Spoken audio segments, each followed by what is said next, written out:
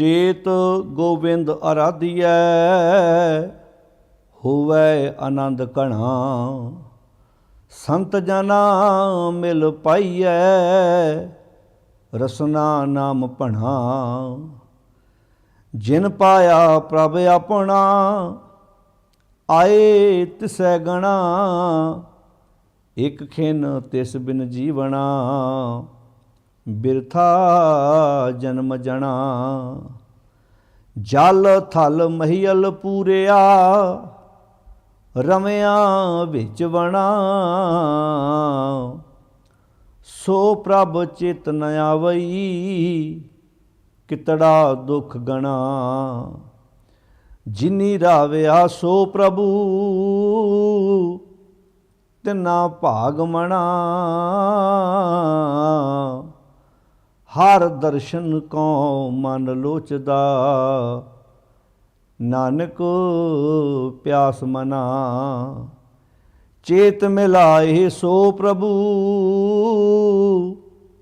तिस कै पाए लगा। चेत मिलाए सो प्रभु तिस कै पाए लगा।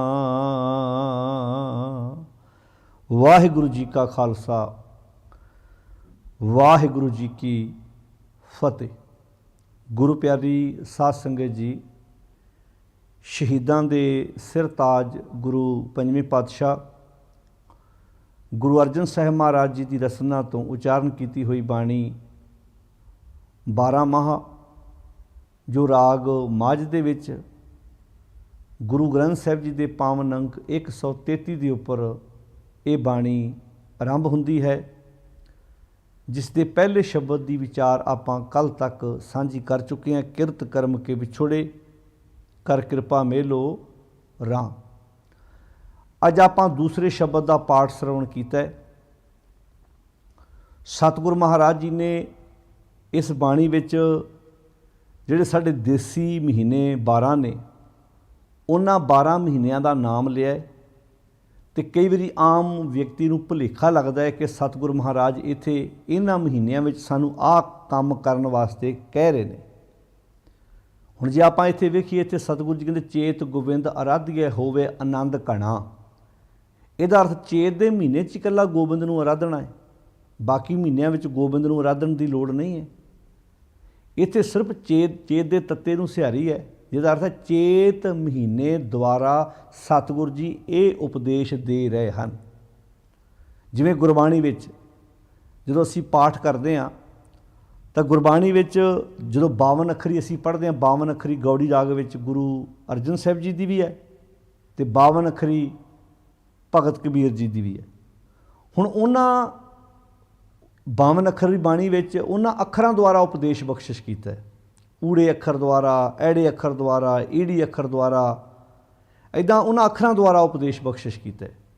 इस तो बाद जदों असीं वेखदे हां आसा राग दे विच पट्टी बाणी आउंदी है, गुरु अमरदास महाराज जी की भी है तो गुरु नानक साहिब सच्चे पातशाह जी की भी है। उस पट्टी बाणी दे विच भी अखरां द्वारा गुरु साहिब जी ने सानूं उपदेश बख्शिश कीता है। इदां ही गुरुदेव जी ने अगे आप जाके वेखते हैं 7 वार आते हैं, 7 वार भी 2 वार आए हैं। जिवें पट्टी बाणी गुरु नानक साहिब जी की भी है तो गुरु अमरदास जी की भी। इदां 7 वार जिहड़े आपां गिणदे हैं एतवार तो लैके शनिवार तक 7 वार गुरु अमरदास महाराज जी के बिलावल राग अंदर है तो भगत कबीर जी के गौड़ी राग दे विच ने। हुण उत्थे सानूं ये नहीं दस रहे भी तुसीं आदत करे भगत आरंभी ऐतवार तुसीं आह काम करना है, सोमवार तुसीं आह, जानी कि उत्थे ऐतवार शब्द वरत के उहदे राहीं सानूं उपदेश बख्शिश कीता है। वार लए ने, वारां दे नाम लए ने उत्थे भी इस वार आह करना है, इस वार आह करना है।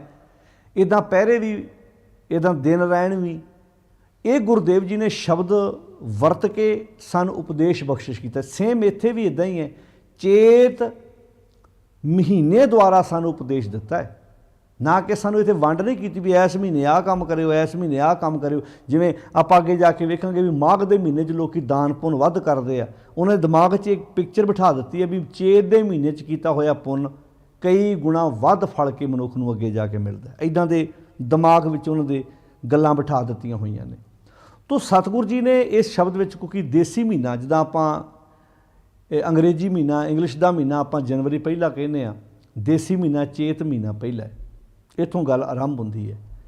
कत्तक कर्म कमावने जिहड़े आपां अगे जाके शब्द विचारांगे भी किद्दां मनुख ने अपनी जिंदगी दे विच किहड़े-किहड़े कत्ते महीने द्वारा की उपदेश बख्शिश कीता है, मगर महीने द्वारा सतगुरु जी ने की उपदेश बख्शिश कीता, उत्थे नाम वरते ने सिर्फ उत्ते भी इस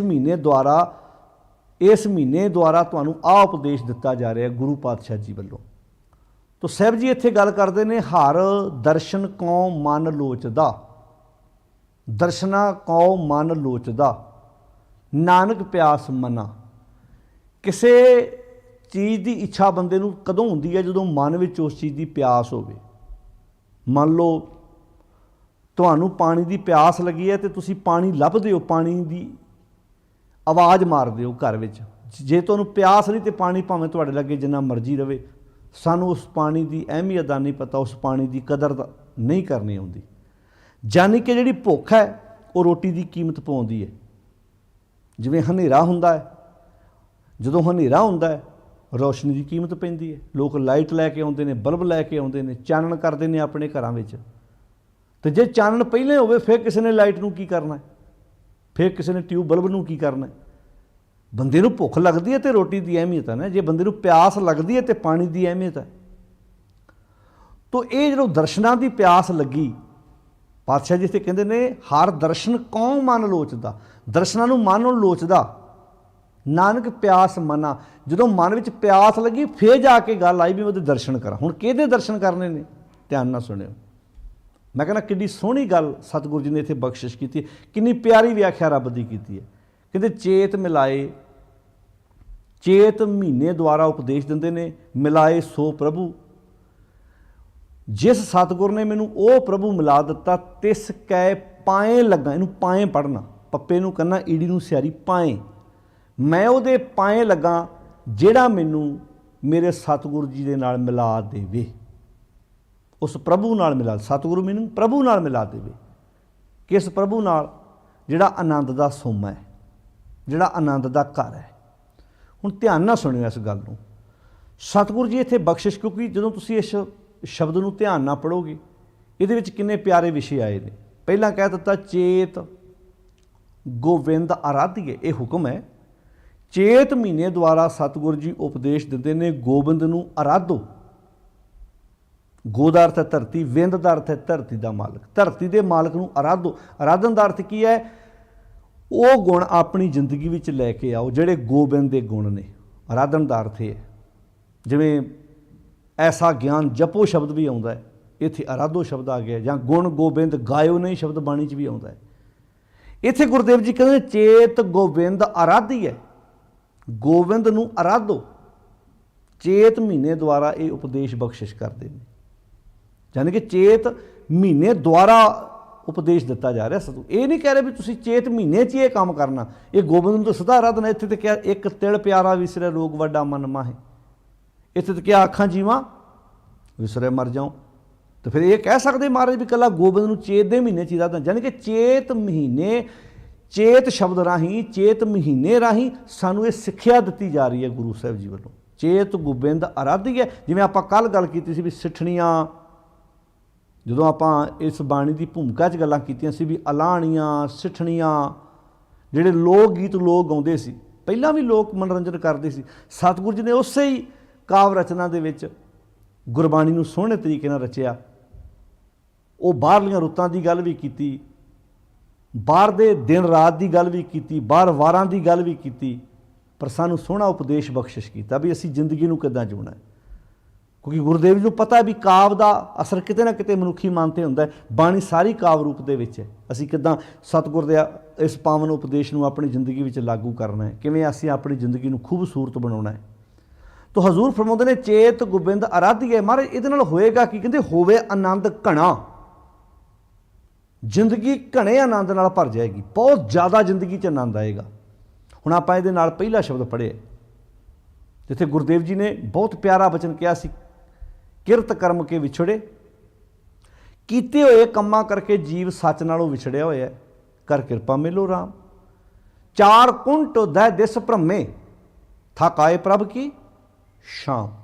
हुण प्रभु कित्थे? अंतरात्मे अंदर टिकिया होया, जानी कि अंतरात्मे टिक गया, सारियां थावां तो घुम आया, धेन दुद्धे ते बारी किते ना आवे काम। पता लग गया भी दुध तो बिना गां किसी काम दी नहीं है, जल बिन शाख को मिलावती उपजे ना ही दाम। जिन्ना मर्जी वधिया बीज लिया के पाया होवे, जे उहनूं वखसर पानी ना मिले बीज प्रफुल्लित नहीं हुंदा, उपजे ना ही दाम। किसान नूं नफा ते की होना है, कई वारी उहदे खर्चे भी पूरे नहीं हुंदे। तो पातशाह अगे जाके बहुत प्यारा बचन करते हैं, कहते ने हर ना मिली है साजना, जे वो खसम ना मिले तो कत पाई है विश्राम। विश्राम आनंद एक गल है, जिंदगी च विश्राम आ जाना, आनंद भर जाना। हुण दस्सिया ना भी किद्दां जो तू सच नाल नहीं जुड़दा, किद्दां तेरी जिंदगी आनंद नाल भरेगी। विश्राम जित घर हर कंत ना प्रगटे, जिस हिरदे रूपी घर विचों कंत प्रगट नहीं होया, यानी कि कंत प्रगट होना रब्बी गुण पैदा होने।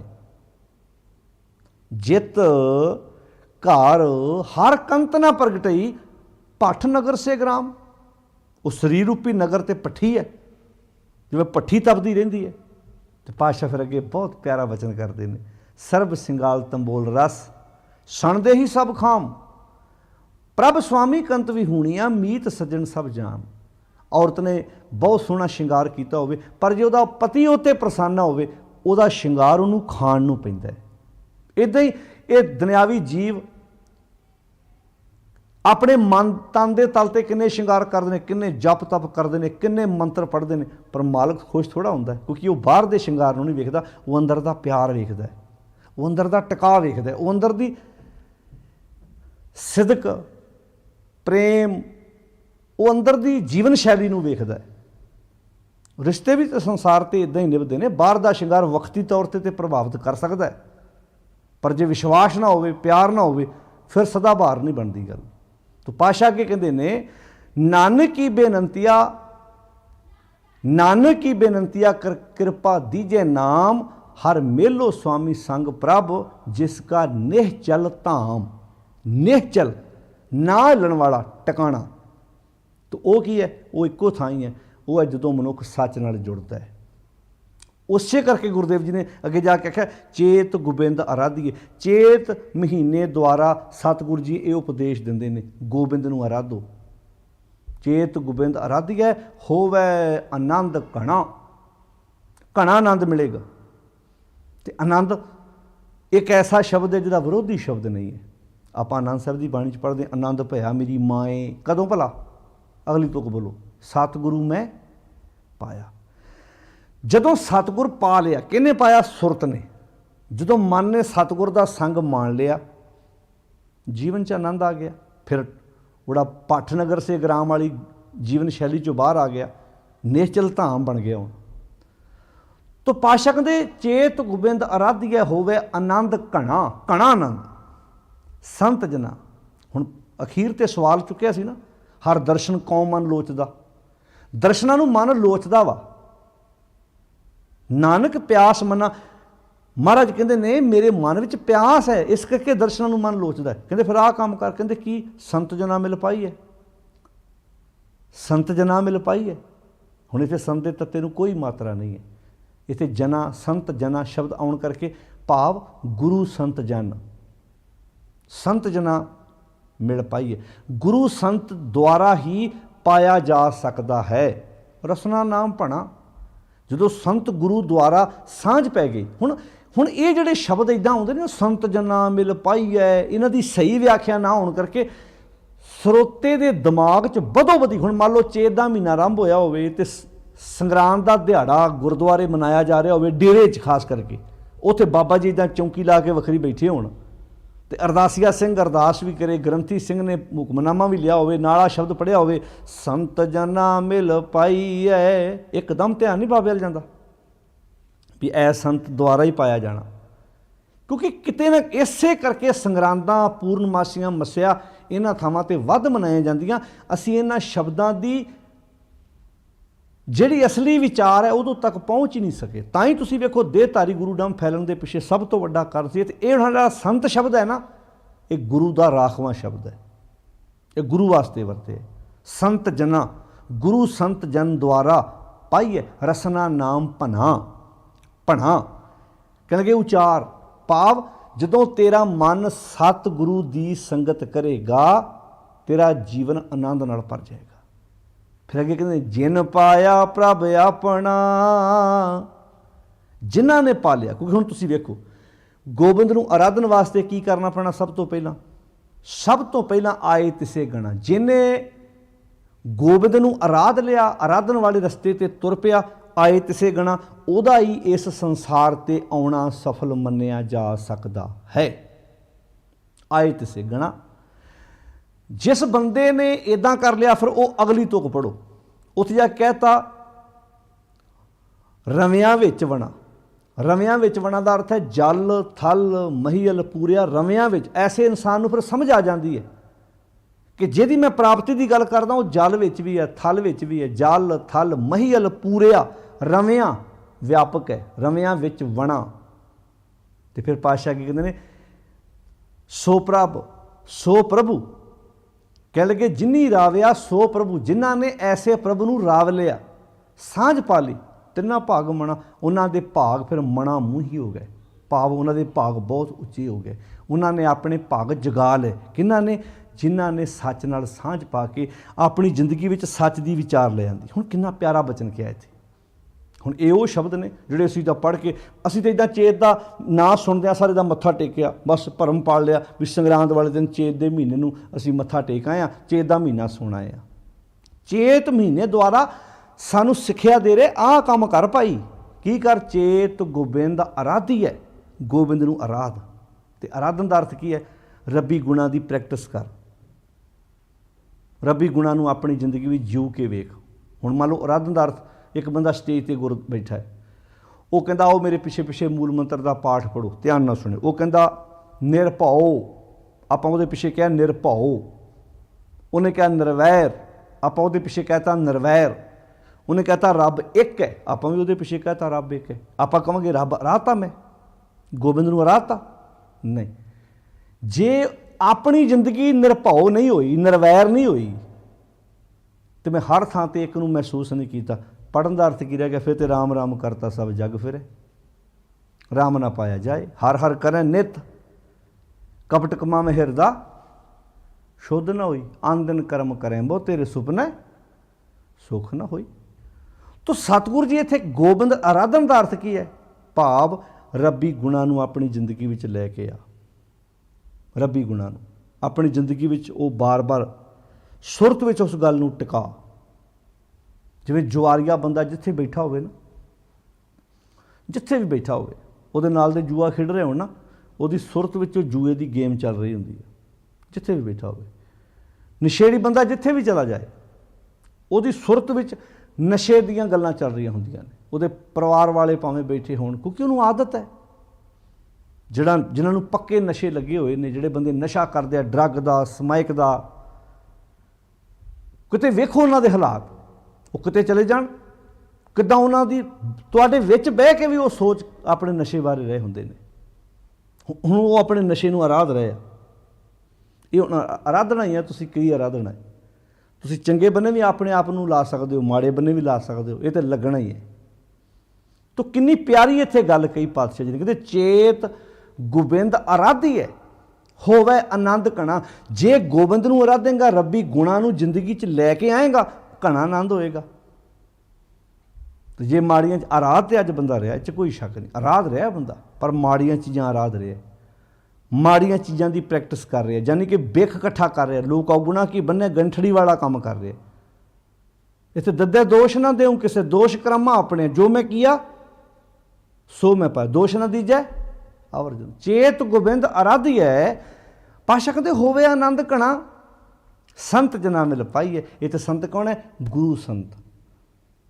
ਸੰਤ ਗੁਰੂ ਦੁਆਰਾ ਹੀ ਪਾਇਆ ਜਾਏਗਾ। ਜੈਸਾ ਸਤਿਗੁਰੂ ਸੁਣੀਦਾ। ਤੁਸੀਂ ਕਿਸੇ ਵੀ ਚੀਜ਼ ਨੂੰ ਤੁਸੀਂ ਵੇਖੋ, ਤੁਸੀਂ ਕਿਸੇ ਚੀਜ਼ ਬਾਰੇ ਪਹਿਲਾਂ ਸੁਣਿਆ, ਤੁਸੀਂ ਕਿਸੇ ਰੈਸਟੋਰੈਂਟ ਬਾਰੇ ਸੁਣਿਆ ਵੀ ਉੱਥੋਂ ਦਾ ਖਾਣਾ ਬੜਾ ਕਮਾਲ ਦਾ, ਧਿਆਨ ਨਾਲ ਸੁਣਿਓ।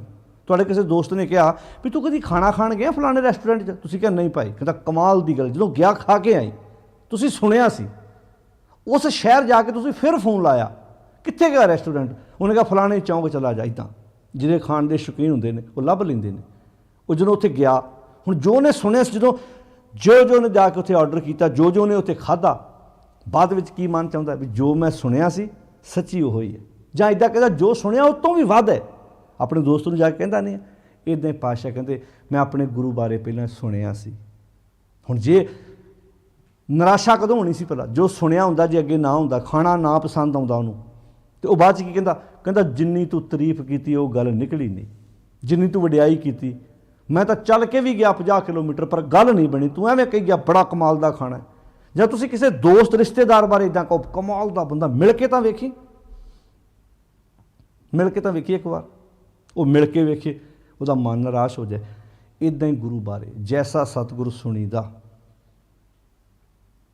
ਜਿੱਦਾਂ ਦਾ ਸਤਿਗੁਰ ਸੁਣਿਆ, ਜਿੱਦਾਂ ਸਤਿਗੁਰ ਬਾਰੇ ਸੁਣਿਆ ਸੀ ਵੀ ਗੁਰੂ ਵਿੱਚ ਆਹ ਕੁਆਲਿਟੀ ਹੈ, ਗੁਰੂ ਵਿੱਚ ਆਹ ਗੁਣ ਹੈ, ਗੁਰੂ ਇੱਦਾਂ ਭੁੱਲੇ ਮਾਰਗ ਜਿਹਨੇ ਬਤਾਇਆ ਭੁੱਲਿਆਂ ਨੂੰ ਸਿੱਧੇ ਰਸਤੇ ਪਾਉਂਦਾ, ਐਸਾ ਗੁਰੂ ਵਡਭਾਗੀ ਪਾਇਆ। ਬਲਿਹਾਰੀ ਗੁਰੇ ਆਪਣੇ ਦਿਵਹਾੜੀ ਸਦਵਾਰ ਜਿਨ ਮਾਨਸ ਤੇ ਦੇਵਤੇ ਕੀਏ, ਸੁਣਿਆ ਸੀ ਉਹ ਮਨੁੱਖਾਂ ਤੋਂ ਦੇਵਤੇ ਬਣਾ ਦਿੰਦਾ, ਕਰਤ ਨਾ ਲਾਗੀ ਵਾਰ। ਕਹਿੰਦਾ ਅੱਛਾ ਇੱਦਾਂ ਕਰਦਾ, ਕਹਿੰਦਾ ਹਾਂ, ਜਦੋਂ ਉਹਨੇ ਕਰਕੇ ਵਿਖਾਇਆ ਵੀ ਹਾਂ ਕਰਦਾ ਭਾਈ, ਬੰਦਾ ਉਹੋ ਹੀ ਹੁੰਦਾ, ਉਹਦੇ ਕੋਲੋਂ ਚੰਗੇ ਕੰਮ ਕਰਵਾ ਦਿੰਦਾ। ਇਨਸਾਨ ਉਹੋ ਹੀ ਹੈ, ਉਹ ਇਨਸਾਨ ਜਿਹੜਾ ਹੱਥਾਂ ਨਾਲ ਕਿਸੇ ਦਾ ਨੁਕਸਾਨ ਕਰਦਾ, ਉਹ ਇਹਨਾਂ ਹੱਥਾਂ ਨਾਲ ਪਰਉਪਕਾਰ ਕਰਨ ਲੱਗ ਪੈਂਦਾ। ਉਹ ਪੈਰ ਨੇ ਜਿਹੜੇ ਗਲਤ ਰਸਤੇ ਤੁਰਦੇ ਨੇ, ਗੁਰੂ ਸਿੱਧੇ ਰਸਤੇ ਪਾ ਦਿੰਦਾ। ਬਸ ਸੰਤ ਜਨਾ ਮਿਲ ਪਾਈ ਹੈ, ਜੈਸਾ ਸਤਿਗੁਰ ਸੁਣੀਦਾ ਤੈਸੋ ਹੀ ਮੈਂ ਡੀਠ। ਵਿਛੜਿਆ ਕਿਰਤ ਕਰਮ ਕੇ ਵਿਛੜੇ, ਵਿਛੜਿਆ ਮੇਲੇ ਪ੍ਰਭੂ। ਕਿਤੋਂ ਵਿਛੜਿਆ ਸੀ? ਸੱਚ ਤੋਂ, ਰੱਬੀ ਗੁਣਾਂ ਤੋਂ। ਕੌਣ ਵਿਛੜਿਆ ਸੀ? ਸਾਡਾ ਮਨ। ਉਹ ਕਿੱਥੇ ਸੀ? ਸੱਚ ਕੇ ਉਹ ਵੀ ਅੰਦਰ ਹੀ ਸੀ, ਉਹ ਵੀ ਅੰਦਰ ਹੀ ਸੀ। ਹੁਣ ਉਹ ਕੰਧ ਟੁੱਟ ਗਈ ਜਿਹਨੂੰ ਭਗਤ ਕਬੀਰ ਜੀ ਨੇ ਕਿਹਾ ਕਿ ਹਉ ਪੂਤ ਤੇਰਾ ਤੂੰ ਬਾਪ ਮੇਰਾ, ਏਕੇ ਠਾਹਰ ਦੋਹਾਂ ਬਸੇਰਾ। ਹੁਣ ਇੱਕੇ ਥਾਂ ਤੇ ਠਾਹਰ ਹੋ ਗਈ ਹੈ। ਹੁਣ ਇੱਕੇ ਥਾਂ ਤੇ ਅਸੀਂ ਬਹਿਣ ਲੱਗ ਪਏ ਹਾਂ। ਇਹ ਤਾਂ ਨਿੱਕੀ ਜਿਹੀ ਕੰਧ ਸੀ, ਉਹ ਢਹਿ ਗਈ, ਵਿੱਚੋਂ ਪਰਾਂ ਚੁੱਕ ਕੇ ਬਾਹਰ ਮਾਰੀ। ਹੁਣ ਮਾਣ ਨਾ ਕਹਿਣਾ ਮੈਂ, ਹਉ ਪੂਤ ਤੇਰਾ ਤੂੰ ਬਾਪ ਮੇਰਾ, ਏਕੇ ਠਾਹਰ ਦੋਹਾਂ ਬਸੇਰਾ। ਸੰਤ ਜਨਾ ਮਿਲ ਪਾਈ ਹੈ, ਜੈਸਾ ਸਤਿਗੁਰ ਸੁਣੀਦਾ ਤੈਸੋ ਹੀ ਮੈਂ ਡੀਠ। ਵਿਛੜਿਆ ਮੇਲੇ ਪ੍ਰਭੂ ਹਰ ਦਰਗਾਹ ਕਾ ਬਸੀਠ। ਵਿਚੋਲਾ ਜੋ ਸੁਣਿਆ ਸੀ ਸੱਚੀ ਵੇਖ ਲਿਆ। ਲੱਗਦਾ ਨਹੀਂ ਅੱਜ ਗੁਰੂ ਬਾਰੇ ਸੁਣਿਆ ਹੀ ਨਹੀਂ ਅਸੀਂ। ਤੇ ਮਾਫ਼ ਕਰਨਾ, ਬਹੁਤਿਆਂ ਨੇ ਤਾਂ ਗੁਰੂ ਬਾਰੇ ਸੁਣਿਆ ਹੀ ਨਹੀਂ। ਸਿੱਖ ਕੌਮ ਦੇ ਬੜੇ ਵੱਡੇ ਹਿੱਸੇ ਨੇ ਗੁਰੂ ਬਾਰੇ, ਗੁਰੂ ਦੀ ਗੱਲ ਸੁਣੀ ਨਹੀਂ। ਸਰੂਪ ਬਿਰਧ ਹੋ ਗਿਆ ਪੜ੍ਹ ਪੜ੍ਹ ਕੇ, ਪਰ ਗੁਰੂ ਦੀ ਗੱਲ ਨਹੀਂ ਸੁਣੀ। ਦੇਹਧਾਰੀ ਬਾਬਿਆਂ ਦੀਆਂ ਇੱਧਰੋਂ ਦੋ ਗੱਲਾਂ ਸੁਣ ਲਈਆਂ, ਇੱਧਰੋਂ ਸੁਣ ਲਈਆਂ। ਸਤਿਗੁਰ ਬਚਨ ਤੁਮਾਰੇ ਨਿਰਗੁਣ ਨਿਸਤਾਰੇ। ਸਤਿਗੁਰ ਦੇ ਬਚਨਾਂ ਨੇ ਨਿਰਗੁਣਿਆਰਿਆਂ 'ਚ ਵੀ ਗੁਣ ਪੈਦਾ ਕਰਨੇ ਸੀ, ਪਰ ਸੁਣਾਂਗੇ ਤੇ ਪੈਦਾ ਹੋਣਗੇ ਨਾ। ਸੰਤ ਜਨਾ ਮਿਲ ਪਾਈਏ ਰਸਨਾ ਨਾਮ ਪਣਾ। ਜਦੋਂ ਇਹ ਸਾਡਾ ਮਨ ਸੰਤ ਗੁਰੂ ਨਾਲ ਮਿਲੇਗਾ, ਰਸਨਾ ਨਾਮ ਪਣਾ, ਫਿਰ ਜਦੋਂ ਬ੍ਰੇਨ 'ਚ ਵਿਚਾਰ ਚੰਗੇ ਹੋਣਗੇ, ਜ਼ੁਬਾਨ ਕਿੱਦਾਂ ਗਲਤ ਬੋਲ ਜਾਏਗੀ ਵੀ ਕਿਸੇ ਨੂੰ, ਫਿਰ ਤੇ ਇਹ 'ਚੋਂ ਸ਼ਾਇਦ ਨਹੀਂ ਟਪਕੇਗਾ।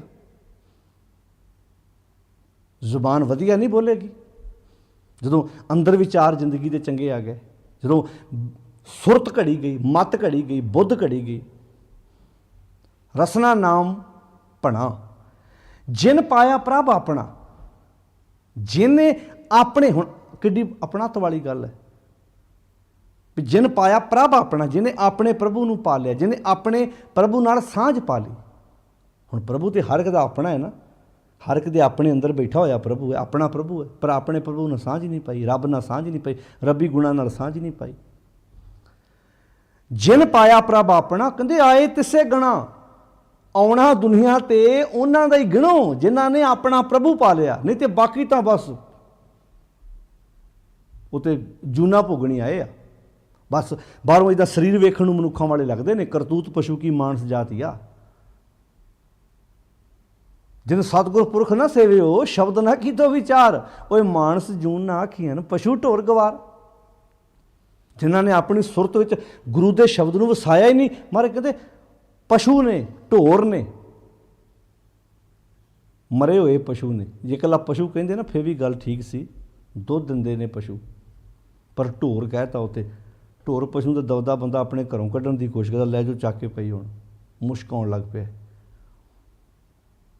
ਇਸ ਕਰਕੇ ਮਹਾਰਾਜ ਕਹਿੰਦੇ ਜਿਨ ਪਾਇਆ, ਜਿਹਨੇ ਪਾ ਲਿਆ ਪ੍ਰਭ ਆਪਣਾ, ਆਏ ਤਿਸੇ ਗਣਾ।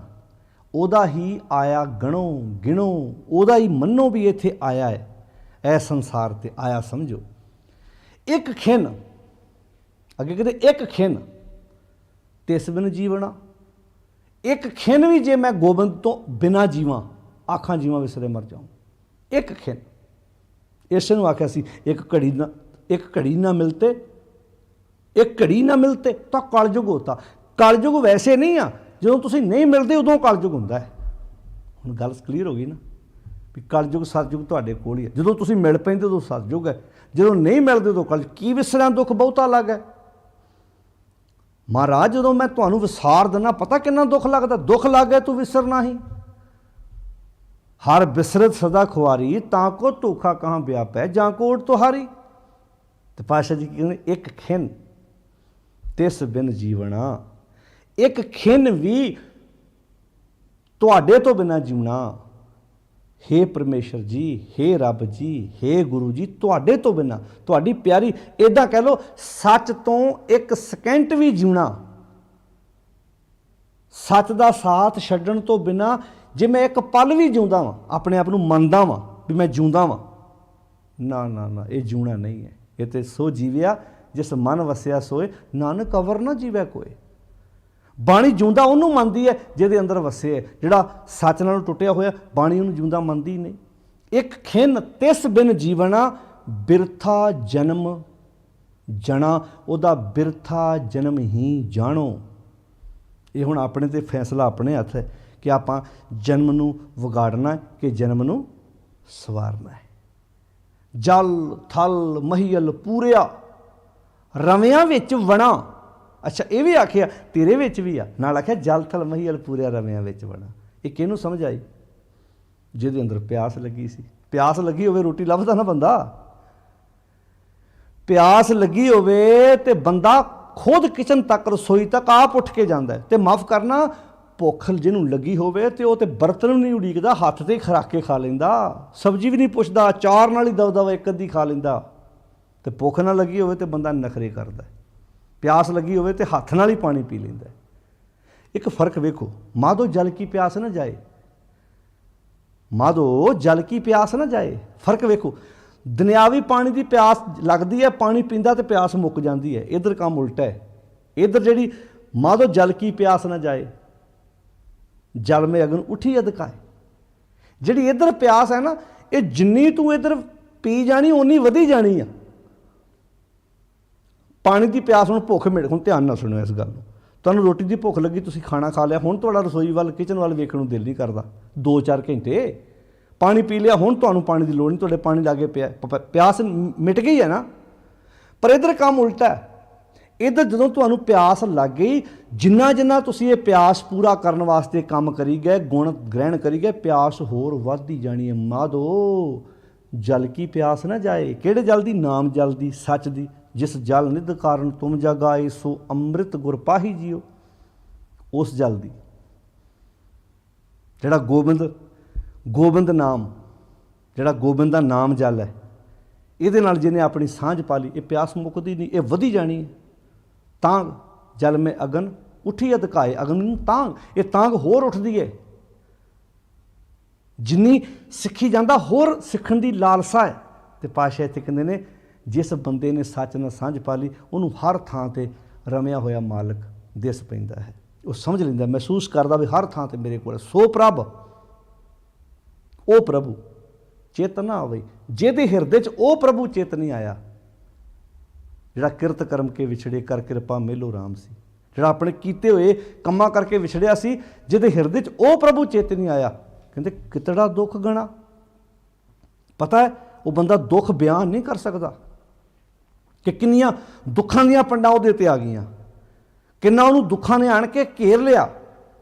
ਕਿਤੜਾ ਦੁੱਖ ਗਣਾ ਜਿਨੀ ਰਾਵਿਆ ਸੋ ਪ੍ਰਭੂ। ਜਿਨ੍ਹਾਂ ਨੇ ਰਾਵ ਲਿਆ ਸੋ ਪ੍ਰਭੂ, ਉਸ ਪ੍ਰਭੂ ਨੂੰ ਤਿੰਨਾਂ ਭਾਗ ਮਣਾ।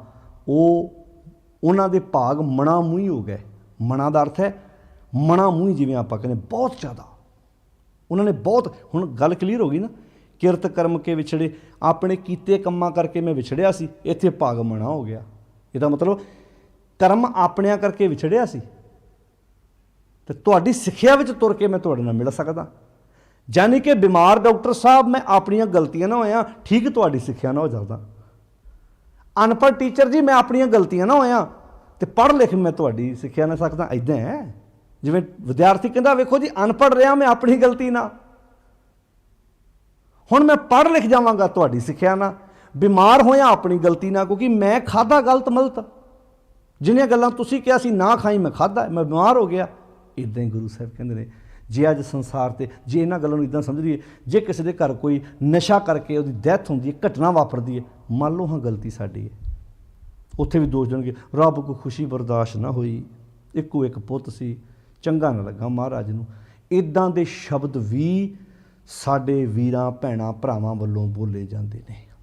ਕਿਉਂ? ਕਿਉਂਕਿ ਜਿਨ੍ਹਾਂ ਕੋਲ ਬਾਣੀ ਦੀ ਸਮਝ ਨਹੀਂ ਹੈਗੀ। ਇੱਥੇ ਪਾਤਸ਼ਾਹ ਕਹਿੰਦੇ ਜਿੰਨੀ ਰਾਵਿਆ ਸੋ ਪ੍ਰਭੂ ਤਿੰਨਾ ਭਾਗ ਮਣਾ, ਹਰ ਦਰਸ਼ਨ ਕਉ ਮਨ ਲੋਚਦਾ। ਮਨ ਲੋਚਦਾ ਹੁਣ ਮਨ 'ਚ ਤਾਂਗਾ ਵੀ ਮੈਂ ਵੀ ਧਾਮ ਨੇਚਲ ਕਰਨਾ, ਹੁਣ ਮੈਂ ਵੀ ਭੱਠ ਨਗਰ ਸੇ ਗ੍ਰਾਮ ਵਾਲੀ ਉਸ ਵਿਗੜੀ ਹੋਈ ਹਾਲਤ ਵਿੱਚੋਂ ਬਾਹਰ ਨਿਕਲਣਾ ਵਾ। ਨਾਨਕ ਪਿਆਸ ਮਨਾ, ਹੁਣ ਤੇ ਮਨ ਵਿੱਚ ਪਿਆਸ ਲੱਗੀ ਹੋਈ ਹੈ। ਚੇਤ ਮਿਲਾਏ ਸੋ ਪ੍ਰਭੂ, ਪਿਆਸ ਲੱਗੀ ਹੋਈ ਹੈ, ਫਿਰ ਤੜਫਣਾ ਲੱਗੀ ਹੋਈ ਵੀ ਮੈਂ ਵੀ ਇਹ 'ਚੋਂ ਨਿਕਲਾਂ ਬਾਹਰ ਤੇ ਸੱਚ ਨਾਲ ਜੁੜਾਂ। ਜਿਵੇਂ ਭਗਤ ਨਾਮਦੇਵ ਜੀ ਦਾ ਵਾਕ ਨਹੀਂ ਆਉਂਦਾ, ਮੋਹੇ ਲਾਗਤੀ ਤਾਲਾ ਬੇਲੀ, ਤੜਫਣਾ ਲੱਗੀ ਹੋਈ ਆ ਮੈਨੂੰ। ਭਗਤ ਨਾਮਦੇਵ ਜੀ ਕਹਿੰਦੇ ਮੋਹੇ ਲਾਗਤੀ, ਮੈਨੂੰ ਲੱਗੀ ਹੋਈ ਆ, ਮੋਹੇ ਲਾਗਤੀ ਤਾਲਾ ਬੇਲੀ, ਐ ਤੜਫਣਾ ਲੱਗੀ ਹੋਈ ਆ। ਕਿੱਦਾਂ? ਬਸ਼ਰੇ ਬਿਨ ਗਾਏ ਅਕੇਲੀ। ਵੱਛਾ ਵੇਖਿਆ ਜੋ ਸੱਜਰ ਗਾਂ ਸੂਈ ਹੋਵੇ ਨਾ, ਵੱਛੇ ਨੂੰ ਤੁਸੀਂ ਪਿਛਾਂਹ ਬੰਨ੍ਹ ਹੋ ਇੱਦਾਂ, ਤਾਂ ਤੜਫਦੀ ਨਹੀਂ ਗਾਂ ਭੱਜ ਕੇ ਵੱਛੇ ਤੋਂ ਬਿਨਾਂ। ਇੱਦਾਂ ਜਦੋਂ ਤੱਕ ਉਹਦੇ ਵੱਛਾ ਦੇ ਸਾਹਮਣੇ ਕਿੱਦਾਂ ਚੱਟਦੀ ਉਹ। ਜਦੋਂ ਗਾਵਾਂ ਦਾ ਦੁੱਧ ਚੋਈਦਾ, ਗਾਵਾਂ ਸਾਹਮਣੇ, ਗਾਵਾਂ ਦੇ ਸਾਹਮਣੇ ਕਈ ਵਾਰੀ ਵੱਛਾ ਰੱਖਿਆ ਜਾਂਦਾ ਉਹਦਾ ਦੁੱਧ ਕੱਢਣ ਵਾਸਤੇ, ਉਹਨੂੰ ਚੋਣ ਵਾਸਤੇ। ਕਹਿੰਦੇ ਮੋਹੇ ਲਾਗਤੀ ਤਾਲਾ ਬੇਲੀ, ਬਸ਼ਰੇ ਬਿਨ ਗਾਏ ਅਕੇਲੀ, ਪਾਣੀਆਂ ਬਿਨ ਮੀਨ ਤਰਫ ਹੈ। ਜਿਵੇਂ ਪਾਣੀ ਤੋਂ ਬਿਨਾਂ ਮੱਛੀ ਕਿੱਦਾਂ ਤੜਫਦੀ, ਪਾਣੀ ਨੂੰ, ਮੱਛੀ ਨੂੰ ਪਾਣੀ 'ਚੋਂ ਬਾਹਰ ਕੱਢ ਕੇ ਵੇਖੋ ਤੁਸੀਂ ਕਿੱਦਾਂ ਤੜਫਦੀ ਹੈ, ਕਿੱਦਾਂ ਤੜਫਦੀ ਹੈ ਮੱਛੀ ਪਾਣੀ ਤੋਂ ਬਿਨਾਂ, ਕਿੱਦਾਂ ਵਿਲਕਦੀ ਹੈ। ਐਸੇ ਰਾਮ ਨਾਮਾ ਬਿਨ ਬਾਪਰੋ ਨਾਮਾ। ਇੱਦਾਂ ਹੀ ਨਾਮਦੇਵ ਜੀ ਵੀ ਪਰਮੇਸ਼ਰ ਦੇ ਨਾਮ ਤੋਂ ਬਿਨਾਂ ਤੜਫਦੇ ਨੇ। ਨਾਨਕ ਪਿਆਸ ਮਨਾ, ਮੇਰੇ ਮਨ 'ਚ ਵੀ ਇਹ ਪਿਆਸ ਲੱਗੀ ਹੋਈ, ਹਰ ਦਰਸ਼ਨ ਕਉ ਮਨ ਲੋਚਦਾ। ਜੈਸੇ ਗਾਇਕਾ ਬਾਦਸ਼ਾਹ ਛੂਟਲਾ, ਜਿਵੇਂ ਗਾਂ ਦਾ ਵੱਛਾ ਜਦੋਂ ਛੁੱਟਦਾ ਨਾ, ਤੁਸੀਂ ਵੇਖੋ ਜਦੋਂ ਗਾਂ ਨੂੰ ਚੋਣ ਲੱਗਦਾ ਕਿਰਸਾਨ, ਜਿਹੜੇ ਕਿਰਸਾਨੀ ਕਿੱਤੇ ਨਾਲ ਸੰਬੰਧ ਰੱਖਣ ਵਾਲੇ ਉਹਨਾਂ ਨੂੰ ਪਤਾ ਹੈ, ਜਦੋਂ ਕਿਰਸਾਨ ਗਾਂ ਦਾ ਦੁੱਧ ਚੋਣਾ ਹੁੰਦਾ, ਉਹਨੇ ਕਿੱਲੇ ਤੋਂ ਗਾਂ ਨੂੰ ਜਦੋਂ ਵੱਛੇ ਨੂੰ ਖੋਲ੍ਹਦਾ, ਭੱਜ ਕੇ ਜਾ ਕੇ ਵੱਛਾ ਕਿੱਦਾਂ ਆਪਣੀ ਗਾਂ ਦੇ ਥੱਲੇ, ਮਾਂ ਦੇ ਥੱਲੇ ਉਹਦੇ ਥਣਾਂ ਨੂੰ ਮੂੰਹ 'ਚ ਪਾਉਂਦਾ ਹੈ। ਤੇ ਭਗਤ ਨਾਮਦੇਵ ਜੀ ਨੇ ਪੂਰਾ ਸੀਨ ਖਿੱਚਿਆ। ਕਹਿੰਦੇ ਜੈਸੇ ਗਾਇਕਾ ਬਾਦਸ਼ਾਹ ਛੂਟਲਾ, ਥਣ ਚੋਖਤਾ, ਥਣਾਂ ਨੂੰ ਚੁੰਘਦਾ ਹੈ, ਮਾਖਣ ਘੁਟਲਾ, ਮੱਖਣ ਦੇ ਘੁੱਟ ਭਰ ਭਰ ਕੇ ਪੀਂਦਾ। ਹੁੰਦਾ ਤੇ ਮੱਖਣ ਹੀ ਹੈ ਨਾ, ਉਹ 'ਚ ਦੁੱਧ ਹੈ, ਉਹਦੇ ਵਿੱਚੋਂ ਦਹੀਂ ਬਣਨਾ, ਉਹਦੇ ਵਿੱਚੋਂ ਹੀ ਮੱਖਣ ਨਿਕਲਣ ਲੱਗ ਗਏ। ਐ ਮੱਖਣ ਦੁੱਧ ਦੇ ਘੁੱਟ ਭਰ ਭਰ ਕੇ ਅੰਦਰ ਸੁੱਟਦਾ ਆਪਣੇ। ਅੱਗੇ ਭਗਤ ਨਾਮਦੇਵ ਜੀ ਕਹਿੰਦੇ ਨੇ ਨਾਮ ਦਿਓ ਨਾਰਾਇਣ ਪਾਇਆ। ਨਾਮਦੇਵ ਨੇ ਵੀ ਇੱਦਾਂ ਉਸ ਵਿਆਪਕ ਪਰਮਾਤਮਾ ਦੀ ਪ੍ਰਾਪਤੀ ਕਰ ਲਈ ਆ। ਐਵੇਂ ਥੋੜ੍ਹਾ ਭਗਤ ਨਾਮਦੇਵ ਜੀ ਨੇ ਆਖਿਆ ਸੀ ਅੱਜ ਨਾਮੇ ਬੀਠਲ ਦੇਖਿਆ, ਮੈਂ ਵੇਖ ਲਈ ਮੂਰਖ ਕੋ ਸਮਝਾਉਂ ਰੇ, ਇੱਦਾਂ ਵੇਖਿਆ ਸੀ। ਕਹਿੰਦੇ ਤੇਰੇ 'ਚ ਮੇਰੇ 'ਚ ਇੱਕ ਫਰਕ ਆ, ਮੈਂ ਵਿਆਪਕ ਮੰਨਦਾ, ਤੂੰ ਇੱਕ ਥਾਂ 'ਤੇ ਮੰਨਦਾ। ਮੈਂ ਮੰਨਦਾ ਸਭ ਗੋਬਿੰਦ ਹੈ, ਸਭ ਗੋਬਿੰਦ ਹੈ, ਗੋਬਿੰਦ ਬਿਨ ਨਹੀਂ ਕੋਈ। ਈਬੇ ਬੀਠਲ ਉਬੇ ਬੀਠਲ, ਬੀਠਲ ਬਿਨ ਸੰਸਾਰ ਨਹੀਂ। ਇਹ ਭਗਤ ਨਾਮਦੇਵ ਜੀ ਦੇ ਸ਼ਬਦ ਨੇ। ਕਹਿੰਦੇ ਨਾਮ ਦਿਓ ਨਾਰਾਇਣ ਪਾਇਆ, ਗੁਰ ਭੇਟਤ, ਗੁਰੂ ਨੂੰ ਮਿਲਦਿਆਂ ਹੀ ਅਲੱਖ ਲਿਖਾਇਆ। ਜਿਹੜਾ ਅਲੱਖ ਸੀ ਨਾ ਉਹਨੂੰ ਲੱਖ ਲਿਆ, ਸਮਝ ਲਿਆ। ਗੁਰ ਭੇਟਤ, ਗੁਰੂ ਮਿਲਿਆ, ਗੁਰੂ ਨਾਲ ਸਾਂਝ ਪਈ, ਮੈਂ ਉਸ ਅਲੱਖ ਨੂੰ ਜਾਣ ਲਿਆ। ਜੈਸੇ ਵਿਖੇ ਹੇਤ ਪਰਨਾਰੀ, ਜਿਵੇਂ ਵਕਾਰੀ ਬੰਦਾ ਨਹੀਂ ਹੁੰਦਾ, ਜਿਹੜੇ ਵਕਾਰ ਭੋਗਦੇ, ਉਹ ਕਿਤੇ ਵੀ ਬੈਠੇ ਹੋਣ ਨਾ 24 ਘੰਟੇ ਉਹਨਾਂ ਦੇ ਦਿਮਾਗ 'ਚ ਔਰਤਾਂ ਦੀਆਂ ਪਿਕਚਰਾਂ ਚੱਲਦੀਆਂ ਨੇ। 24 ਘੰਟੇ ਗੰਦ ਹੀ ਚੱਲਦਾ ਰਹਿੰਦਾ ਦਿਮਾਗ 'ਚ, ਬੈਠੇ ਕਿਤੇ ਹੋਣ, ਮਾਫ਼ ਕਰਨਾ ਪਰਿਵਾਰਾਂ 'ਚ ਵੀ ਬੈਠੇ ਹੋਣਗੇ, ਦਿਮਾਗ 'ਚ ਗੰਦੀਆਂ ਵਿਚਾਰਾਂ ਚੱਲਦੀਆਂ ਰਹਿਣਗੀਆਂ। ਵਿਖੇ ਹੇਤ ਪਰਨਾਰੀ, ਜੈਸੇ ਵਿਖੇ ਹੇਤ ਪਰਨਾਰੀ ਐਸੇ ਨਾਮੇ ਪ੍ਰੀਤ ਮੁਰਾਰੀ। ਉਦਾਹਰਨ ਵੇਖੋ ਕਿਹੜੀ ਦਿੱਤੀ ਭਗਤ ਨਾਮਦੇਵ ਜੀ ਨੇ। ਇੱਕ ਵਕਾਰੀ, ਜਾਨੀ ਕਿ ਇੱਥੇ ਬੜਾਵਾ ਨਹੀਂ ਦੇ ਰਹੇ, ਉਦਾਹਰਨ ਦੇ ਰਹੇ ਨੇ। ਵੇਖਿਓ ਕਿਤੇ ਵਕਾਰੀ ਬੰਦੇ ਨੂੰ ਬੱਸ ਵਿੱਚ ਚੜ੍ਹਦਿਆਂ ਉਹਦੇ ਪ੍ਰਤੀ ਔਰਤ ਦੀ ਨਿਗਾਹ ਕਿਹੜੀ ਹੋਏਗੀ, ਬੱਸ ਵਿੱਚੋਂ ਉਤਰਦਿਆਂ ਉਹਦੇ ਪ੍ਰਤੀ ਉਹਦੀ ਨਿਗਾਹ ਔਰਤ ਪ੍ਰਤੀ ਕਿਹੜੀ ਹੋਏਗੀ। ਸਕੂਲਾਂ ਕਾਲਜਾਂ ਦੇ ਬਾਹਰ ਖਲੋ ਖਲੋ ਕੇ ਔਰਤ ਪ੍ਰਤੀ ਉਹਦੀ ਨਿਗਾਹ ਕਿਹੜੀ ਹੋਏਗੀ। ਯਾਨੀ ਕਿ ਉੱਠਦਿਆਂ ਬਹਿੰਦਿਆਂ ਸੌਂਦਿਆਂ ਜਾਗਦਿਆਂ ਇੱਥੇ ਗੰਦ ਭਰਿਆ ਪਿਆ। ਮਾਫ਼ ਕਰਨਾ, ਦੁਨੀਆ ਤੇ ਰੇਪ ਤਾਂ ਬਹੁਤ ਉਂਗਲਾਂ ਤੇ ਗਿਣਨ ਵਾਲੇ ਬੰਦੇ ਕਰਦੇ ਹੋਣਗੇ, ਪਰ ਰੇਪ ਵਾਲੇ ਵਿਚਾਰ ਤੇ ਚੱਲੀ ਜਾਂਦੇ ਨੇ ਅੰਦਰ। ਵਾਸ਼ਨਾਵਾਂ, ਕਾਮ, ਗੰਦ, ਗੰਦੀ, ਇਹ ਇਕੱਲਾ ਮਰਦ ਤੇ ਨਹੀਂ, ਔਰਤ ਦੇ ਦਿਮਾਗ 'ਚ ਵੀ ਹੋ ਸਕਦਾ, ਕੋਈ ਵੀ ਹੋ ਸਕਦਾ। ਇਹ ਤਾਂ ਸ਼ਬਦ ਵਰਤਿਆ, ਜੈਸੇ ਵਿਖੇ ਹੇਤ ਪਰ ਨਾਰੀ। ਜਿਵੇਂ ਵਕਾਰੀ ਬੰਦਾ ਪਰਾਈ ਔਰਤ ਬਾਰੇ ਮਨ 'ਚ ਸੋਚਦਾ ਹੈ, ਐਸੇ ਨਾਮੇ ਪ੍ਰੀਤ ਮੁਰਾਰੀ। ਭਗਤ ਨਾਮਦੇਵ ਜੀ ਦੀ ਪ੍ਰੀਤ ਮੁਰਾਰੀ ਨਾਲ ਇੰਝ ਹੈ। ਹੁਣ ਤੂੰ ਸੋਚਣਾ, ਤੂੰ ਕਿੱਥੇ ਆਪਣੇ ਆਪ ਨੂੰ ਲਾ ਕੇ ਰੱਖਣਾ ਹੈ। ਜੈਸੇ ਤਾਪ ਤੇ ਨਿਰਮਲ ਘਾਮਾ, ਜਿਵੇਂ ਅੱਤ ਦੀ ਗਰਮੀ ਵਿੱਚ ਬੰਦੇ ਕਿੱਦਾਂ ਵਿਲਕਦੇ ਨੇ, ਤੈਸੇ ਰਾਮ ਨਾਮਾ ਬਿਨ ਬਾਪਰੋ ਨਾਮਾ। ਇੱਦਾਂ ਹੀ ਨਾਮਦੇਵ ਵੀ ਪਰਮੇਸ਼ਰ ਦੇ ਨਾਮ ਤੋਂ ਬਿਨਾਂ ਵਿਲਕਦਾ ਹੈ, ਪਿਆਸਾ ਹੈ। ਮੈਂ ਇੱਦਾਂ ਮਹਿਸੂਸ ਕਰ, ਜਿਵੇਂ ਗਰਮੀ 'ਚ, ਅੱਤ ਦੀ ਗਰਮੀ 'ਚ ਲੋਕ ਵਿਲਕਦੇ ਨੇ। ਮਾਲਕ ਜੀ, ਤੁਹਾਡੇ ਨਾਮ ਤੋਂ ਬਿਨਾਂ ਵਕਾਰਾਂ ਦੀ ਤਪਸ਼ ਬੰਦੇ ਨੂੰ ਸਾੜ ਕੇ ਸੁਆਹ ਕਰ ਦਿੰਦੀ ਹੈ। ਪੱਠ ਨਗਰ ਸੇ ਗ੍ਰਾਮ, ਜਿਉ ਤਪਤ ਹੈ ਬਾਰੋ ਬਾਰ, ਤਪ ਤਪ ਖਪੇ ਬਹੁਤ ਬੇਕਾਰ। ਜੈ ਤਨ ਬਾਣੀ ਵਿਸਰ ਜਾਏ, ਜੋ ਪੱਕਾ ਰੋਗੀ ਵਿਲ ਲਾਏ। ਹਜ਼ੂਰ ਫਰਮਾਉਂਦੇ ਨੇ, ਹਰ ਦਰਸ਼ਨ ਕਉ ਮਨ ਲੋਚਦਾ, ਦਰਸ਼ਨਾਂ ਨੂੰ ਮਨ ਲੋਚਦਾ, ਨਾਨਕ ਪਿਆਸ ਮੰਨਾ, ਕਿਉਂਕਿ ਅੰਦਰ ਪਿਆਸ ਜਾਗੀ ਹੈ। ਆਓ ਆਪਣੇ ਅੰਦਰ ਪਿਆਸ ਪੈਦਾ ਕਰੀਏ। ਚੇਤ ਮਿਲਾਏ ਸੋ ਪ੍ਰਭੂ। ਉਸ ਗੁਰੂ ਨੇ ਉਹ ਪ੍ਰਭੂ ਮਿਲਾ ਦਿੱਤਾ। ਕਹਿਣ ਲੱਗੇ, ਮੈਨੂੰ ਗੁਰੂ ਨੇ, ਮੇਰੇ ਗੁਰੂ ਨੇ, ਮੇਰੇ ਮਾਲਕ ਨੇ ਮੈਨੂੰ ਉਸ ਪ੍ਰਭੂ ਪਰਮੇਸ਼ਰ ਨਾਲ ਸਾਂਝ ਪਵਾ ਦਿੱਤੀ। ਚੇਤ ਮਿਲਾਏ ਸੋ ਪ੍ਰਭੂ, ਤਿਸ ਕੇ ਪਾਏ ਲੱਗਾ। ਫਿਰ ਮੈਂ ਹੁਣ ਉਸ ਗੁਰੂ ਦੇ ਪਾਏ ਲੱਗਾ, ਭਾਵ ਉਹਦੇ ਨਕਸ਼ੇ ਕਦਮਾਂ 'ਤੇ ਤੁਰਾਂ, ਉਹਦੀ ਸਿੱਖਿਆ 'ਤੇ। ਕਿਉਂਕਿ ਪਾਏ ਮੈਨੂੰ ਪੈਰ, ਪੈਰ ਮੈਨੂੰ ਸ਼ਬਦ, ਹਿਰਦੇ ਚਰਨ ਸ਼ਬਦ, ਸਤਿਗੁਰੂ ਕੋ ਨਾਨਕ ਬਾਂਧਿਓ ਪਾਲ। ਗੁਰੂ ਦਾ ਸ਼ਬਦ ਹੀ ਗੁਰੂ ਦੇ ਚਰਨ ਨੇ। ਅੱਜ ਦਾ ਆਪਾਂ ਇਹ ਸ਼ਬਦ ਚੇਤ ਮਹੀਨੇ ਦੁਆਰਾ ਗੁਰੂ ਜੀ ਦਾ ਉਪਦੇਸ਼ ਹੈ। ਗੋਬਿੰਦ ਨੂੰ ਅਰਾਧੋ, ਜ਼ਿੰਦਗੀ ਆਨੰਦ ਨਾਲ ਭਰ ਜਾਏਗੀ। ਤੇ ਹੁਣ ਇਹਨਾਂ ਸ਼ਬਦਾਂ ਦਾ ਅਰਥ ਇਹ ਨਾ ਕਦੀ ਲਿਆ ਕਰੋ ਵੀ ਗੁਰਦੁਆਰੇ ਜਾਓ, ਚੇਤ ਦਾ ਮਹੀਨਾ ਆਰੰਭ ਹੋਇਆ, ਗ੍ਰੰਥੀ ਸਿੰਘ ਨੇ ਜਿਉਂ ਹੀ ਸੁਣਾਇਆ ਚੇਤ ਗੋਬਿੰਦ ਆਰਾ ਤੇ ਮੱਥਾ ਟੇਕਿਆ ਤੇ ਘਰ ਨੂੰ ਚਲੇ ਗਏ। ਨਹੀਂ, ਇਹ ਮਨਾਂ 'ਚੋਂ ਵਹਿਮ ਕੱਢੋ। ਚੇਤ ਮਹੀਨੇ ਦਾ ਨਾਂ ਸੁਣਿਆ, ਚੇਤ ਦਾ ਮਹੀਨਾ ਵਧੀਆ ਨਹੀਂ ਲੰਘਣਾ। ਜ਼ਿੰਦਗੀ 'ਚ ਕੰਮ ਵਧੀਆ ਕਰਨੇ ਪੈਣੇ ਨੇ। ਕੋਈ ਮਹੀਨਾ ਚੰਗਾ ਨਹੀਂ, ਕੋਈ ਮਹੀਨਾ ਮਾੜਾ ਨਹੀਂ, ਕੋਈ ਸਕਿੰਟ ਮਿੰਟ ਤੁਸੀਂ ਮਾੜਾ ਨਹੀਂ ਕਹਿ ਸਕਦੇ। ਬਾਣੀ ਮੁਤਾਬਕ ਤਾਂ ਸੋਈ ਦਿਨ ਸੁਹਾਵੜਾ, ਜਿਤ ਪ੍ਰਭ ਆਵੇ ਚਿੱਤ, ਜਿਤ ਦਿਨ ਵਿਸਰੈ ਪਾਰ ਬ੍ਰਹਮ, ਫਿੱਟ ਭਲੇਰੀ ਰੁੱਤ। ਬਸ ਆਹ ਚੇਤਾ ਰੱਖਣਾ, ਸਾਡੇ ਵਾਸਤੇ ਸਫਲ ਮੂਹਰਤ, ਸਫਲ ਆ ਘੜੀ ਆ, ਜਿਤ ਸੱਚੇ ਨਾਲ ਪਿਆਰ। ਆਓ ਇਹ ਵਹਿਮ ਆਪਣੇ ਪਰਿਵਾਰਾਂ 'ਚੋਂ, ਸਮਾਜ 'ਚੋਂ ਬਾਹਰ ਕੱਢੋ ਤੇ ਗੁਰੂ ਦੀ ਮੱਤ ਲੈ ਕੇ ਜੀਵਨ ਨੂੰ ਖੂਬਸੂਰਤ ਤਰੀਕੇ ਨਾਲ ਜਿਉਣ ਦਾ ਯਤਨ ਕਰੀਏ। ਇਹ ਅੱਜ ਆਪਾਂ ਸ਼ਬਦ ਗੁਰੂ ਅਰਜਨ ਸਾਹਿਬ ਜੀ ਦਾ ਜਿਹੜਾ ਵਿਚਾਰਿਆ ਹੈ, ਦੇਸੀ ਮਹੀਨਾ ਜਿਹੜਾ ਚੇਤ ਦਾ ਜਦੋਂ ਆਰੰਭ ਹੁੰਦਾ ਹੈ, ਉਸ ਮਹੀਨੇ ਦੁਆਰਾ ਸਾਨੂੰ ਉਪਦੇਸ਼ ਬਖਸ਼ਿਸ਼ ਕੀਤਾ। ਫਿਰ ਦੁਬਾਰਾ ਮੈਂ ਰਿਪੀਟ ਕਰ ਦੇਵਾਂ, ਇੱਦਾਂ ਹੀ 7 ਵਾਰ ਬਾਣੀ 'ਚ ਗੁਰੂ ਅਮਰਦਾਸ ਜੀ ਦੇ ਵੀ ਆਏ ਨੇ, ਭਗਤ ਕਬੀਰ ਜੀ ਦੇ ਵੀ ਆਏ ਨੇ। ਸਾਨੂੰ ਇਹ ਨਹੀਂ ਕਹਿੰਦੇ ਵੀ ਵਾਰ, ਇਸ ਵਾਰ ਨੂੰ ਆਹ ਕੰਮ ਕਰਨਾ, ਇਸ ਵਾਰ ਨੂੰ ਆਹ ਕੰਮ ਕਰਨਾ, ਨਹੀਂ। ਭਾਵ ਉਹਨਾਂ ਵਾਰਾਂ ਦੁਆਰਾ, ਯਾਨੀ ਕਿ ਸ਼ਬਦ ਉਹ ਵਰਤੇ ਨੇ, ਸਿੱਖਿਆ ਸਾਨੂੰ ਸਤਿਗੁਰ ਨੇ ਬੜੀ ਪਿਆਰੀ ਦਿੱਤੀ ਹੈ। ਇੱਦਾਂ ਹੀ ਪੱਟੀ ਬਾਣੀ ਦੇ ਵਿੱਚ ਸਤਿਗੁਰੂ ਜੀ ਨੇ 52 ਅੱਖਰੀ ਬਾਣੀ ਦੇ ਵਿੱਚ ਅੱਖਰਾਂ ਦੁਆਰਾ ਉਪਦੇਸ਼ ਦਿੱਤਾ। ਇੱਥੇ ਚੇਤ ਮਹੀਨੇ ਦੁਆਰਾ ਸਾਨੂੰ ਗੋਬਿੰਦ ਨਾਲ ਸਾਂਝ ਪਾਉਣ ਦੀ ਪ੍ਰੇਰਨਾ ਸਤਿਗੁਰ ਨੇ ਬਖਸ਼ਿਸ਼ ਕੀਤੀ ਹੈ। ਆਓ ਇਹਨਾਂ ਵਹਿਮਾਂ 'ਚੋਂ ਬਾਹਰ ਨਿਕਲ ਕੇ ਆਪਣੇ ਪਰਿਵਾਰਾਂ ਵਿੱਚ ਆਹ ਬਾਣੀ ਪੜ੍ਹਨ ਦੀ ਆਦਤ ਪਾਈਏ ਤੇ ਗੁਰੂ ਦਾ ਉਪਦੇਸ਼ ਲੈ ਕੇ ਆਪਣੀ ਜ਼ਿੰਦਗੀ ਨੂੰ ਜਿਉਣ ਦਾ ਸਾਰੇ ਜਾਣੇ ਯਤਨ ਕਰੀਏ। ਇੰਨੇ ਇੱਕ ਬਚਨ ਪ੍ਰਵਾਨ ਕਰਨੇ ਜੀ। ਸਹਿਜ ਪਾਠ ਆਪ ਕਰਿਆ ਕਰੋ, ਆਪ ਬਾਣੀ ਪੜ੍ਹਿਆ ਕਰੋ, ਜਿੰਨਾ ਵੀ ਵਕਤ ਲੱਗੇ ਸਾਡੇ ਕੋਲ। ਡਰੋ ਬਿਲਕੁਲ ਨਾ, ਆਪਣੇ ਘਰਾਂ 'ਚੋਂ ਵਹਿਮ ਕੱਢੋ, ਸੁਣ ਲਓ, ਪੜ੍ਹ ਲਓ, ਜੋ ਵੀ ਹੈ, ਪਰ ਜ਼ਰੂਰ ਕਰੋ। ਸੰਗਤ ਆਪ ਕਰੋ ਗੁਰੂ ਦੇ ਉਪਦੇਸ਼ ਦੀ। ਗੁਰ ਮੇਰੇ ਸੰਗ ਸਦਾ ਹੈ ਨਾਲੇ ਵਾਲਾ ਉਪਦੇਸ਼ ਆਪਣੀ ਜ਼ਿੰਦਗੀ ਵਿੱਚ ਵਸਾ ਕੇ ਮਾੜਿਆਂ ਕੰਮਾਂ ਤੋਂ ਬਚ ਕੇ ਚੰਗੇ ਕੰਮ ਕਰਨ ਦੀ ਪ੍ਰੇਰਨਾ ਆਪਾਂ ਆਪਣੇ ਸਤਿਗੁਰੂ ਕੋਲੋਂ ਹਮੇਸ਼ਾ ਲੈਂਦੇ ਰਹੀਏ, ਤਾਂ ਕਿ ਸਾਡਾ ਜੀਵਨ ਵਧੀਆ ਬਣ ਸਕੇ। ਸਾਰਿਆਂ ਦਾ ਧੰਨਵਾਦ ਜੀ। ਇੰਨੇ ਕੁ ਬਚਨ ਪ੍ਰਵਾਨ ਕਰਨੇ। ਅਦਬ ਸਤਿਕਾਰ ਨਾਲ ਸਾਰੀ ਸੰਗਤ ਫਤਿਹ ਬੁਲਾਓ ਤੇ ਬੜੇ ਪਿਆਰ ਨਾਲ ਆਖੋ, ਸਾਧ ਸੰਗਤ ਜੀ, ਵਾਹਿਗੁਰੂ ਜੀ ਕਾ ਖਾਲਸਾ, ਵਾਹਿਗੁਰੂ ਜੀ ਕੀ ਫਤਿਹ।